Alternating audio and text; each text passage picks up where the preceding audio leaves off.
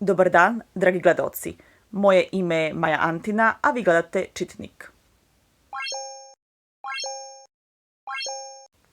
I dalje smo prvi po zagađenju vazduha. A kako je krenula grejna sezona, sada će razni vrsti stručnjaci ovo zagađenje moći pripisati domaćinstvu malog običnog čoveka.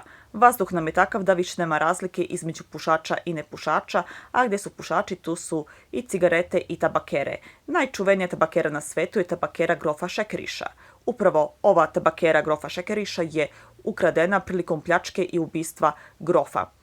Počinioci su za sada nepoznati, a iz milicije nam nisu htjeli reći ništa više kako se ne bi remetila istraga. Svi znamo šta radi pogrebnik, ali se svi trebamo zapitati da li svojim ponašanjem i mi ponekad nismo pogrebnici, osim što umjesto ljudskih tela zakopavamo ljudske duše. Gospođa Zora će i ove godine praznik Materice dočekati sama. Lagana šetnja je dobra po zdravlje, a stope u snegu nam mogu pokazati ko se to zapravo šetao.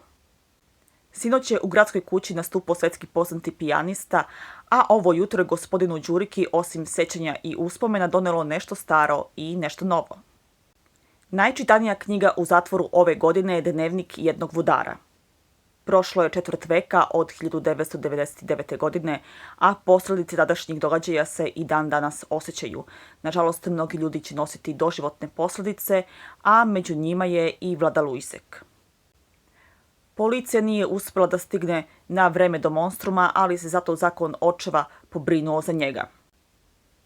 Trend iseljavanja iz sela i izumiranja sela u našoj zemlji ne jenjava, tako da u jednom malom selu blizu granice će za 7 godina poći u školu samo jedan đak prvak, a nekada je ova škola bila prepuna. Ravnicom jezdi voz i sa sobom nosi radnike, učenike, umetnike i drugi ljude.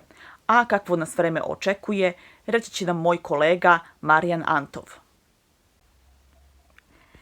Dobar dan, dragi gledaoci, i pored najava svih vremenskih slika i prilika, naša zemlja nikako da izađe iz vremenskih neprilika. Vreme u našoj zemlji je crno crnje, ne može biti, tmurni oblaci su se nadvili nad nas, tako da narodu pored nade ostaje jedino borba za neko lepše i bolje vreme.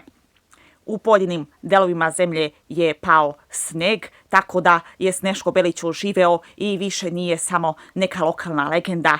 Mnoga deca su mogla ne samo da ga vide, već i da ga naprave i da porodice uz igru u snegu malo zaporave na svakodnevne probleme.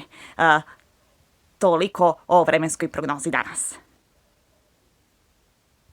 Blagodarim kolega. Upravo nam je stiglo važno obaveštenje. Borislav Kosanović je opasan. Tačnije rečeno, on je izuzetno opasno dobar pisac. Tako da, dragi gledaoci, ako naiđete na priliku da kupite neku njegovu knjigu koju nemate, nemojte propustiti priliku i obavezno kupite knjigu. To je bilo sve za danas. Vi ste gledali Čitnik. Blagodarim mnogo na pažnji i doviđenja.